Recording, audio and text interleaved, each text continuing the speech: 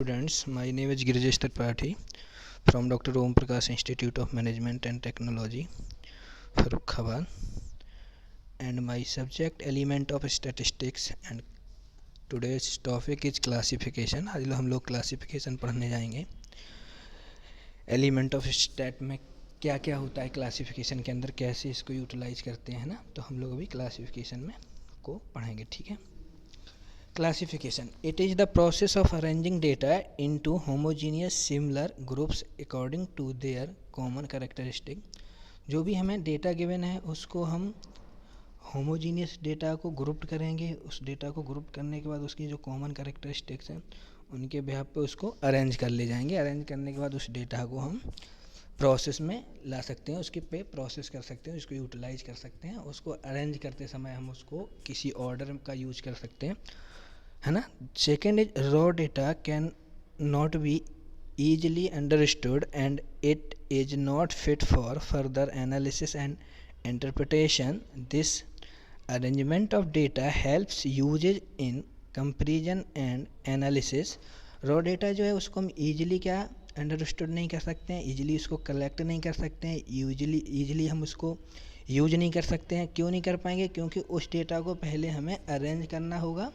Arrange करने के लिए हम उसको क्या कराएंगे, पहले हम उसको कंप्रेस कराएंगे, फिर उसको एनालिसिस करेंगे. एनालिसिस करने के बाद हम उसको डेटा को ये फाइंड आउट कर पाएंगे कि जो डेटा हमें प्रोवाइड किया गया था रॉ डेटा वो यूटिलाइज करने के लिए प्रॉपरली सही है या नहीं है.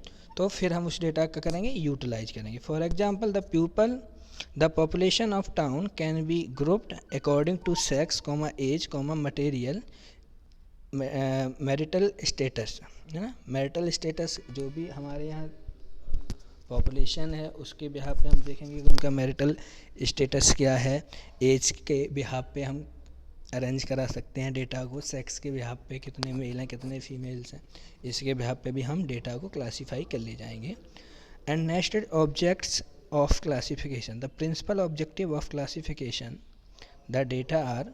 फर्स्ट पॉइंट देखें, to condense the mass of data in such a manner that similarities and dissimilarities can be readily apprehended. Millions of fingers can thus be arranged in a few classes having common features. हम क्या करते हैं, हमारे पास एक बड़े amount में बहुत heavy amount होगा डेटा का. उस डेटा को हम उसमें सिमिलर डेटा भी होगा और डिसिमिलर भी डेटा होगा. उसमें हम अगर बात करते हैं कि कई सारे लोगों का जो डेटा है उस डेटा को अगर हम उनकी फिंगर्स को या उनके उनके डेटा को कैप्चर कराते हैं, लाइक जो बायोमेट्रिक डेटा को एनालाइज करते हैं, तो ऐसे डेटाज को हम क्या करेंगे, उनके फिंगर्स के डेटा को हम टेबल के बिहार पे या क्लासेस या पे उसको कई सारी फ्रिक्वेंसीज में डिवाइड कर देंगे और उस पर एक हम अपना टेबल जो होगा वो क्रिएट कर ले जाएंगे. तो इससे क्या होगा कि जो हमारा बड़े अमाउंट पे डेटा होगा उसको किसी हम ईजिली एक ही टेबल में रिप्रेजेंट्स करा पाएंगे. सेकंड पॉइंट देखेंगे, टू फैसिलिटेट कंपेरिजन. हम इसमें देखते हैं कि जो हमारा डेटा है हम उसको क्या करेंगे, कंपेयर कराएंगे. उस पर हम यूटिलाइज इसको करेंगे कि उसको कितनी बार हम यूटिलाइज कर सकते हैं, वो डेटा हमारे यूजेबल है या नहीं है. थर्ड पॉइंट देखते हैं, to point out the most significant feature of the data at a glance.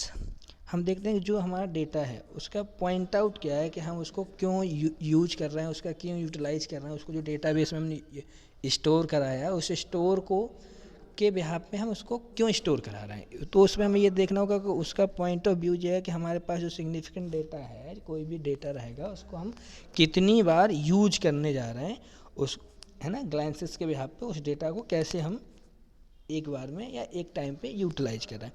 Fourth, to focus the important information collected. हमें ये भी फोकस करना होगा कि हमने जो इम्पोर्टेंट इन्फॉर्मेशन कलेक्ट की है वो डेटा को हम कैसे फोकस कर रहे हैं, कैसे उसको यूटिलाइज करने वाले, कैसे उसको स्टोर करने वाले.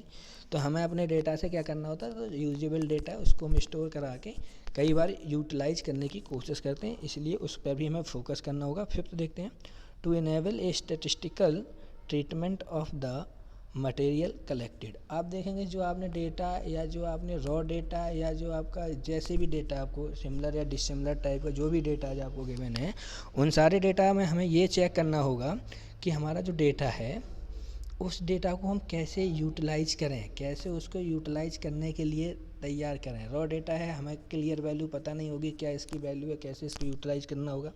उसके लिए हम उसमें ट्रीटमेंट का यूज कर सकते हैं। उसको अरेंजिंग करते समय, उसको हम कलेक्ट करते समय ऑर्डर्स का यूज़ कर सकते हैं और उस डेटा को यूजेबल बना लेंगे और देन उसको स्टोर करा देंगे और आगे जब भी हमारी फर्दर प्रोसेस होगी तो उसमें हम उसका यूज करेंगे। नेक्स्ट हम देखते हैं type of classification. There are 4 types of classification. They are first is temporal classification. Data classification is usually based on measurement recorded at the same time. This paper considers temporal data classification where the input is a temporal database that describes measurements over a period of time in history, while the predicted classes is expected to focus in the further. हम देखेंगे कि जो data classification होगा उसको हम क्या करेंगे, उसके हम रिकॉर्डेड को सेम टाइम पे यूटिलाइज कर सकते हैं, उसको हम क्या कर सकते हैं, स्टोर करा सकते हैं। उसमें हमें ये चेक करना होगा कि जो हमारा टेम्पोरल डेटा है उस डेटा बेसिस को हम कैसे स्टोर करा रहे हैं, कहाँ कहाँ पर उसको इनपुट के लिए हम यूज करा रहे हैं। तो ये सारी चीज़ें आपको ध्यान रखनी होगी और इसको जब भी हम स्टोर कराएंगे तो हमें ये ध्यान रखना होगा कि जो डेटा होगा वो हमारे टाइम के बिहाफ पे होगा। तो जो हमारी टेबल क्रिएट होगी वो हमारी टाइम के बिहाफ पे होगी। दूसरा हमें ये देखना है कि जो भी टेबल हम क्रिएट कर रहे हैं उससे हमें प्रिडिक्टेड और एक्सपेक्टेड, हम पहले क्या हमें डेटा होगा हमारा या आगे किस टाइप का डेटा होने वाला है, वो दोनों चीज़ें हम कंपेयर कर सकते हैं या फिर हम क्या कर सकते हैं, फाइंड आउट कर सकते हैं कि हमारा डेटा आगे कैसा होने वाला है। तो इन दोनों चीज़ों पे हमें ध्यान रखना होगा, ठीक है। और जो टेबल होगी वो हमारे टाइम के बिहाफ पे होगी। अब चलते हैं एग्जाम्पल की तरफ। एग्जाम्पल देखते हैं कि ईयर, हमारा जो कॉलम है वो ईयर पे है तो हमारा टाइम वेस्ट है ना। तो 1990 की बात करते हैं, 1991, 1992 की बात करते हैं, ऐसे हमारा 2002 तक के लिए कहा गया। हम देखते हैं नंबर 10 है ना। 1990 की बात करते हैं तो हमें कोई नंबर 10 गिवन है ना। 1991 की बात करते हैं 5 गिवन है। ये हमारा है डेथ बाय लाइटनिंग, किस टाइप से मृत्यु हो रही, उसके लिए ये हमारी आपकी टेबल गिवन बता रही कि हमारे इतने इतने लोग इस टाइप से जिनसे उनकी डेथ हुई है ना। तो ये आपके 100 थे, तो ये आपके 100 नंबर्स के लिए हमने इसको टेबल को टाइमली स्लॉट के थ्रू ही इसको रिप्रेजेंट किया। बहुत इजी है, अगर कोई समझिए इसको है ना। तो ये ईयर बेस्ड होगा आपका। नेक्स्ट हम देखते हैं geographical classification. When data are classified on the basis of location और areas it is called geographical classification. ये हमारा जो डेटा होगा वो लोकेशन और एरिया पे हमारा डिपेंड होगा। जियोग्राफिकल क्लासिफिकेशन एग्जांपल में देखते हैं, कॉलम 1 सीरियल नंबर, सेकंड पे देखते हैं name of state and total food of grains. इसमें अगर हम बात करते हैं तो हमें देखते हैं आंध्र प्रदेश, बिहार, कर्नाटक, पंजाब, उत्तर प्रदेश, 5 हमारे पास स्टेट्स का है। हम देखते हैं कि 1093.90 आंध्र प्रदेश की बात करते हैं तो इतना फूड ग्रांसेस हुआ है ना। तो ये क्या कि जो बिहार में आंध्र प्रदेश में जो फूड क्या हो रहा है, ग्रांसेस हो रहा है, वो कितना है उसकी टेबल है। तो प्लेस क्या हो गया, आंध्र प्रदेश, और कितना डेटा होगा तो हमने दोनों के लिए यहाँ पे देखेंगे तो हमारा क्लियर हमें समझ में आ रहा है कि एरिया पे फूड ग्रांसेस को हमने यहाँ पे कलेक्ट किया है।